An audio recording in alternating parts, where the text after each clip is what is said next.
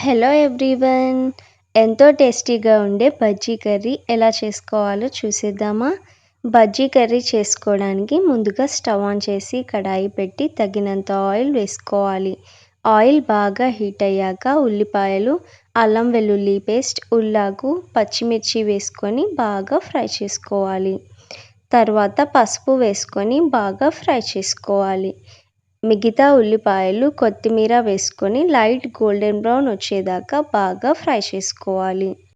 తగినంత కారం, వేయించిన ధనియాల పొడి, వేయించిన కొబ్బరి పొడి వేసి బాగా ఫ్రై చేసుకోవాలి. మసాలాస్ అన్నీ బాగా ఫ్రై అయ్యాక గ్రేవీకి తగినంత వాటర్ వేసుకోవాలి.